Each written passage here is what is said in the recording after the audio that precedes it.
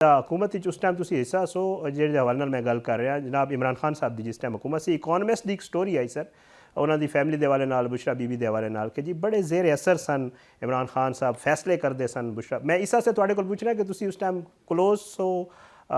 काबीना का हिस्सा भी सो तुहाडे नाल और भी लोग मौजूद सन तो उहदे ते खैर बड़ी डिटेल है लेकिन वाकई तुहानू क्या लगता कि जी ये जिहड़ी एक इकोनॉमिस्ट का कहा जा रहा स्टोरी आई है कोई वाकई कोई असर सी सर। देखो जी वो तो ये गल्लां तो शुरू तो ही ਜਦੋਂ ਦੀ ਇਮਰਾਨ ਖਾਨ ਦੀ ਹਕੂਮਤ ਦੇ ਖਿਲਾਫ ਸਾਜ਼ਿਸ਼ਾਂ ਸ਼ੁਰੂ ਹੋਈਆਂ ਮੁਸ਼ਰਾ ਬੀਬੀ ਨੂੰ ਜਿਹੜਾ ਉਹ ਨਿਸ਼ਾਨਾ ਬਣਾਇਆ ਗਿਆ ਹੈ ਔਰ ਬਾਰ-ਬਾਰ ਇਹੋ ਜਿਹੀਆਂ ਗੱਲਾਂ ਜਿਹੜੀਆਂ ਨੂੰ ਕੀਤੀਆਂ ਗਈਆਂ ਲੇਕਿਨ ਹਕੀਕਤ ਇਹ ਹੈ ਕਿ ਉਹਨਾਂ ਦਾ ਅਸਰ ਜ਼ਰੂਰ ਹੋਏਗਾ ਲੇਕਿਨ ਉਨਾ ਹੀ ਅਸਰ ਹੋਏਗਾ ਜਿੰਨਾ ਕਿਸੇ ਵੀ ਬੀਵੀ ਦਾ ਆਪਣੀ ਆਮ ਜ਼ਿੰਦਗੀ ਜਿਹੜਾ ਆਪਣੇ ਖਾਮਨ ਤੇ ਹੋਏਗਾ ਔਰ ਬੁਸ਼ਰਾ ਬੀਬੀ ਦਾ ਵੀ ਜ਼ਾਹਿਰ ਹੈ ਕਈ ਗੱਲਾਂ ਉਹਨਾਂ ਨੇ ਮੰਨੀਆਂ ਹੋਣਗੀਆਂ ਕਈ ਗੱਲਾਂ ਨਹੀਂ ਮੰਨੀਆਂ ਹੋਣਗੀਆਂ ਲੇਕਿਨ ਸਾਨੂੰ 3.5 ਸਾਲ ਚ ਕਿਸੇ ਵਫਾਕੀ ਕਾਬੀਨਾ ਦੇ ਮੈਂਬਰ ਨੂੰ ਕਦੀ ਬੀਬੀ ਨੇ ਕਾਲ ਕਰਕੇ ਨਹੀਂ ਕਿਹਾ ਕਿ ਇਹ ਕਰ ਦਿਓ ਜਾਂ ਉਹ ਕਰ ਦਿਓ ਜਾਂ ਕਿਸੇ ਤਰੀਕੇ ਨਾਲ ਔਰ ਉਹਦੇ ਉੱਤੇ ਜਿਹੜਾ ਬੜੀ ਵਾਜ਼ੇ ਉਹਨਾਂ ਨੇ ਫਾਸਲਾ ਰੱਖਿਆ ਇੱਕ ਆਪਣੇ ਹਕੂਮਤ ਔਰ ਸਿਆਸਤ ਤੋਂ ਔਰ ਸਾਰੀਆਂ ਬਾਕੀ ਗੱਲਾਂ ਸਾਰੀਆਂ ਤੇ ਕਈ ਦਫਾ ਹੋ ਕੇ ਪਿੱਟ ਚੁੱਕੀਆਂ ਇਹਦੇ ਚ ਕੋਈ ਨਵੀਂ ਗੱਲ ਤਾਂ ਹੈ ਨਹੀਂ ਇਹਦੇ ਬਸ ਐਵੇਂ ਇੱਕ ड्रामा फसाद है जोड़ा एक लगा रहा है इमरान खान के खिलाफ। सर मैं एक और सवाल भी कर सकता अलीमा खान साहब ने अज बाकायदा तौर पर टॉक की थी अडियाला जेल के बाहर तो उन्होंने होर भी नाल भैणां सन इमरान खान साहब दियां उन्होंने कहना सी कि जी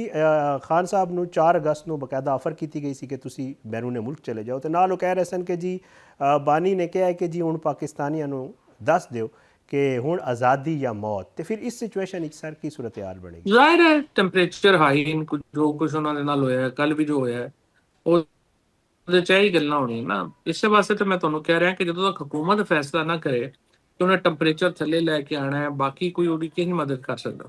ਲਿਹਾਜ਼ਾ ਇਹ ਤਾਂ ਹਕੂਮਤ ਨੇ ਹੀ ਫੈਸਲਾ ਕਰਨਾ ਹੈ ਕਿ ਚੀਜ਼ਾਂ ਨੂੰ ਬਿਹਤਰ ਕਰਨਾ ਹੈ ਜਾਂ ਖਰਾਬ ਕਰਨਾ ਹੈ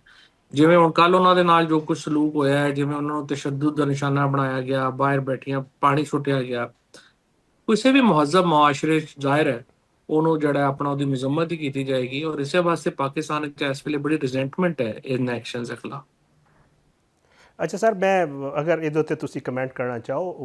तुसी अक्सर बेशतर जिक्र भी करते रहते हो कि पॉसिबिलिटी है सर बहुत सारे रहनुमा ने सीनियर रहनुमा ने मैं कहांगा पाकिस्तान तरीके इंसाफ दे जेडे इस टाइम थोड़े समेत पाकिस्तान तरीके इंसाफ तो किसी सूरत भी बाहर ने तो क्या पॉसिबिलिटी है सर कोई अगर थोड़ी कोई मुलाकात हो जाए खान साहब नाल या कोई वापसी की कोई सूरत हाल बन सकती सर। देखो जी असं तो ज़ाहिर है तरीके इंसाफ के नाल ही हाँ और जोड़े कुर्बानियां देती हैं 7 महीने जेल च रहे हैं और इस वास्ते रहे कि असं इमरान खान के नाल और हुण भी असं उन्होंने नाल ही हाँ असं इंतजार करांगे कि वो बाहर आवन तो उसके बाद जो सियासत शुरू होएगी अजे तो सियासत हो ही नहीं रही अजे तो एक देखो ना एक पाकिस्तान एक किस्म की हंगामी हालत नाफज इस हंगामी हालत चो बाहर आवांगे तो कोई सियासत होएगी इस वेले तो लोगों की कनपट्टी ते बंदूक लगी हो तो कोई सियासत कर लो तो नहीं हो सकती असं कोई मिलीटेंट तो है नहीं कोई पहाड़ों ते बंदूक लैके चढ़ने जोगे तो है नहीं है लिहाजा एक स्पेस चाहिए है पाकिस्तान वो स्पेस मिलेगी तो फिर ही सियासत हो सकेगी। खान साहब ने जरूर मुलाकात करांगे लेकिन हुकूमत पहले ये फैसला करे जो रिलीफ देना चाहती है पीटीआई को या नहीं और अगर वो पीटीआई को रिलीफ नहीं देना चाहती और टैंपरेचर इंज ही रखना चाहती है तो फिर देखो असीं की मदद कर सकते। सर एक रीसेंट डिवेलपमेंट के बारे में जरूर गल करना चाहवागा आज़ाद कश्मीर बाकायदा अदम एतमाद आई तो वो बाद जोड़ा है नवी काबीना ने हाल्फ भी ले लिया सर इदों तो सर दस दो अदम एतमाद आई नून लीग कह रही है अदम एतमाद हिस्सा लैके कि जी असी उत्थे हुकूमत ही नहीं पावांगे अपोजिशन के इस मिसाल का सर की तजिया तुहाडा इस सूरत टोटल फ्रॉड है पाकिस्तान देखो जो 8 फरवरी का इलैक्शन होया है ਉਹਦੇ ਬਾਅਦ ਪਾਕਿਸਤਾਨ ਵਿੱਚ ਇਲੈਕਸ਼ਨ ਅਦਮ ਇਤਮਾਦ ਫੈਸਲੇ ਸਾਰੇ ਜਿਹੜੇ ਨੂੰ ਬੁਨਿਆਦੀ ਤੌਰ ਦੇ ਉੱਤੇ ਤੇ ਇੱਕ ਫਰਾਡੂਲੈਂਟ ਐਕਸਰਸਾਈਜ਼ ਹੈ ਔਰ ਕਸ਼ਮੀਰ ਵਿੱਚ ਵੀ ਉਹੀ ਹੋਇਆ ਪੀਪਲਸ ਪਾਰਟੀ ਔਰ ਨੂਨ ਲੀਗ ਤੇ ਬਿਲਕੁਲ ਹੀ ਮਤਲਬ ਉਹਨਾਂ ਨੇ ਆਪਣੀ ਇਕਤਦਾਰ ਦੇ ਵਾਸਤੇ ਉਹਨਾਂ ਨੇ ਆਪਣਾ ਇੱਕ ਅਸੂਲ ਜਿਹੜਾ ਉਹ ਵੀ ਨਹੀਂ ਰੱਖਿਆ ਨਜ਼ਦੀਕ ਜਮਹੂਰੀਅਤ ਨੂੰ ਉਹਨਾਂ ਜ਼ਿਬਾ ਕਰ ਦਿੱਤਾ ਪਾਰਲੀਮੈਂਟ ਨੂੰ ਉਹਨਾਂ ਜ਼ਿਬਾ ਕਰ ਦਿੱਤਾ ਸਿਆਸਤਦਾਨਾਂ ਦੀ ਕ੍ਰੈਡੀਬਿਲਿਟੀ ਨੂੰ ਉਹਨਾਂ ਫਰਕ ਕਰਵਾ ਦਿੱਤਾ ਹੈ ਸੋ ਨੂਨ ਲੀਗ ਔਰ ਪੀਪਲਸ ਪਾਰਟੀ ਤੇ ਇੱਕ ਬਿਲਕੁਲ ਇਸ ਵੇਲੇ ਸਿਆਸੀ ਤੌਰ ਦੇ ਉੱਤੇ ਇੱਕ ਸਮਝੋ ਕਰਸ਼ ਬਣ ਗਈਆਂ ਪਾਕਿਸਤਾਨ ਦੇ ਲੋਕਾਂ ਵਾਸਤੇ ਔਰ ਇਸੇ ਵਾਸਤੇ ਤੁਸੀਂ ਦੇਖੋ ਕਿ ਲੋਕਾਂ ਜਿਨ੍ਹਾਂ ਜਮਾਤਾਂ ਦੀ ਕੋਈ ਹੈਸੀਅਤ ਔਰ ਅਹਿਮੀਅਤ ਨਹੀਂ ਰਹਿ ਗਈ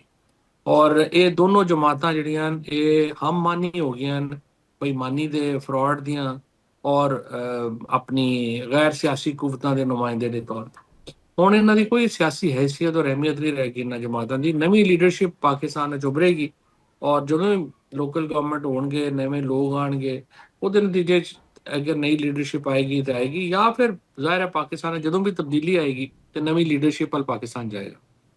ਸਰ ਬਲदियाती इंतखाबात ਦਾ ਤੁਸੀਂ ਜ਼ਿਕਰ ਕੀਤਾ, ਕਿਤਨੀ ਪੋਸੀਬਿਲਿਟੀ ਹੈ ਕਿ ਇਸ ਸੈਟਅਪ ਦੀ ਮੌਜੂਦਗੀ 'ਚ, ਕਿਉਂਕਿ ਹਕੂਮਤ ਮੁਸਲਿਮ ਲੀਗ ਨੂਨ ਦੀ ਵਿਫਾਕ ਵਿੱਚ ਜਾਂ ਪੰਜਾਬ ਵਿੱਚ ਵੀ ਮੁਸਲਿਮ ਲੀਗ ਨੂਨ ਦੀ ਗੈਰ ਜਮਾਤੀ ਇੰਤਖਾਬਾਤ ਦੇ ਹਵਾਲੇ ਨਾਲ ਕਿਹਾ ਜਾ ਰਿਹਾ ਕਿ ਜੀ ਬਲदियाती ਇੰਤਖਾਬਾਤ ਗੈਰ ਜਮਾਤੀ ਹੋਣਗੇ, ਤੇ ਫਿਰ ਸਰ ਕਿਸ ਤਰ੍ਹਾਂ ਪੋਸੀਬਿਲਿਟੀ ਹੈ ਕਿ ਕੋਈ ਨਵੀਂ ਕਿਆਦਤ ਆਏਗੀ? ਨਹੀਂ, ਇਹ ਇਲੈਕਸ਼ਨ ਤੇ ਨਹੀਂ ਹੈ ਨਾ ਜੀ, ਇਹ ਤਾਂ ਫਰਾਡ ਹੈ ਨਾ, ਤੇ ਨਵੇਂ ਇਲੈਕਸ਼ਨ ਥੋੜੀ।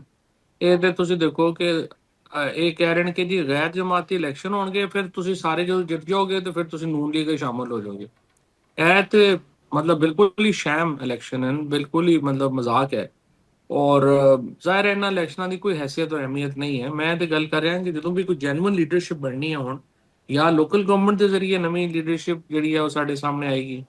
ਔਰ ਜਾਂ ਫਿਰ ਅਸੀਂ ਦੇਖਾਂਗੇ ਕਿ ਕਿਸ ਤਰ੍ਹਾਂ ਜਿਹੜੀ ਤਬਦੀਲੀ ਹੈ ਉਹ ਆਂਦੀ ਕਿਸ ਤਰ੍ਹਾਂ ਹੈ। ਫਿਲਹਾਲ ਤਾਂ ਪਾਕਿਸਤਾਨ ਵਿੱਚ ਬਜ਼ਾਹਿਰ ਲੱਗ ਰਿਹਾ ਹੈ ਕਿ ਬੜੀ ਸਿਸਟਮ ਜਿਹੜਾ ਵੈਲ ਇੰਟਰੈਂਸਡ ਹੈ ਔਰ ਕੋਈ ਖਤਰਾ ਨਹੀਂ ਹੈ, ਲੇਕਿਨ ਆਮ ਤੌਰ ਤੇ ਜਦੋਂ ਇੰਨੀ ਮਜ਼ਬੂਤੀ ਲੱਗ ਰਹੀ ਹੋਏ, ਉਹੀ ਕਮਜ਼ੋਰੀ ਵੀ ਹੁੰਦੀ ਹੈ ਸਿਸਟਮ ਦੀ। ਦੇਖੋ ਨਾ ਅੱਗੇ ਕੀ ਬਣਦਾ। ਸਰ ਮੈਂ ਚਾਹਾਂਗਾ ਤੁਸੀਂ ਇਹ ਵੀ ਦੱਸੋ ਕਿ ਜਿਹੜਾ ਮੌਜੂਦਾ ਸਿਆਸੀ ਤੇ ਬੁਹਰਾਨ ਹੈ, ਇਹਦਾ ਮੁਲਕੀ ਮਈਸ਼ਤ ਤੇ ਕੀ ਅਸਰ ਪੈ ਰਿਹਾ? ਸਰ ਤੁਹਾਡੇ ਸਾਹਮਣੇ ਜ਼ਰਾ ਇਹਦੇ ਵੱਲ ਨਾਲ ਹੀ ਦੱਸੋ। ਦੇਖੋ, ਇਹ ਤਾਂ ਮੁਲਕੀ ਬੁਹਰਾਨ ਤੁਸੀਂ ਆਪਣੇ ਜਿਹੜਾ ਹੈ ਐਕਸਪ੍ਰੈਸ ਨਿਊਜ਼ ਵਿੱਚ ਆਪਣੇ ਜਿਹੜੇ ਦੋਸਤ ਹਨ, ਜਿਹੜੇ 50,000 ਰੁਪਏ ਤੋਂ ਲੈ ਕੇ ਤੇ 1.5-2 ਲੱਖ ਰੁਪਏ ਜਿਨ੍ਹਾਂ ਦੀ ਤਨਖਾਹ ਹੈ, 2.5 ਲੱਖ ਰੁਪਏ ਤੱਕ ਇਹਨਾਂ ਦੀ ਤਨਖਾਹ ਹੈ, ਉਹਨਾਂ ਨੂੰ ਤੁਸੀਂ ਪੁੱਛੋਗੇ ਤੁਹਾਨੂੰ ਪਤਾ ਲੱਗ ਜਾਏਗਾ ਮੁਲਕੀ ਬੁਹਰਾਨ ਜਿਹੜਾ ਮਈਸ਼ੀ ਬੁਹਰਾਨ ਹੈ, ਲੋਕਾਂ ਦੀਆਂ ਜ਼ਿੰਦਗੀਆਂ ਨੂੰ ਕਿਸ ਤਰ੍ਹਾਂ ਉਹਨੇ ਬੋਝਲ ਬਣਾ ਦਿੱਤਾ ਹੈ। 200% ਇਜ਼ਾਫਾ ਹੋ ਗਿਆ ਹੈ ਤੁਹਾਡੇ ਜਿਹੜੀ ਸਾਡੀ ਰੋਜ਼ਮਰਾ ਦੀਆਂ ਚੀਜ਼ਾਂ ਨੂੰ ਉਹਨਾਂ ਦੇ ਜਦੋਂ ਦੀ ਜਿਹੜੀ ਪੀਟੀਆਈ ਦੀ ਹਕੂਮਤ ਜਿਹੜੀ ਹੈ ਗਈ ਹੈ,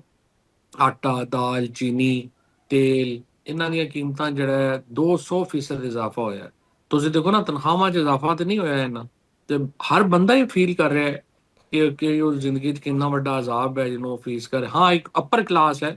ਜਿਹੜੀ ਕਿ ਸਾਰੇ ਫਾਇਦੇ ਉਠਾ ਰਹੀ ਹੈ, ਉਹ ਮੇਰਾ ਖਿਆਲ ਹੈ 500 ਨਹੀਂ ਤੇ 700 ਬੰਦਾ ਹੋਏਗਾ, ਉਹਨਾਂ ਦੀ ਮੌਜ ਲੱਗੀ ਹੈ, ਲੇਕਿਨ ਉਹ 500-700 ਨੂੰ ਪਾਲਣ ਵਾਸਤੇ ਪੂਰਾ ਪਾਕਿਸਤਾਨ ਜਿਹੜਾ ਆਪਣਾ ਪੇਟ ਕੱਟ ਰਿਹਾ। ਸਰ ਕੀ ਨਜ਼ਰ ਆ ਰਿਹਾ ਹੈ ਕਿ ਆਉਣੇ ਵਾਲੇ ਜਿਹੜੇ ਦਿਨ ਨੇ ਉਹ ਪਾਕਿਸਤਾਨ ਦੀ ਸਿਆਸਤ ਵਿੱਚ ਕੋਈ ਫੈਸਲਾ ਕੁਨ ਸਾਬਿਤ ਹੋ ਸਕਦਾ? ਆने वाले दिन भी कोई पाकिस्तान की सियासत च कोई अच्छे नज़र नहीं आ रहे। तलखियां बहुत ज़्यादा हैं, लड़ाई झगड़े बहुत ज़्यादा हैं, और अनफॉर्चुनेटली उन्होंने घट करने वास्ते ਜਿਹੜੀ ਐਫਰਟ ਅਗਰ ਅਸੀਂ ਕੀਤੀ, ਅਗਰ ਇਹ ਕਾਮਯਾਬ ਨਹੀਂ ਹੁੰਦੀ ਤੇ ਇਹ ਫਿਰ ਹੋਰ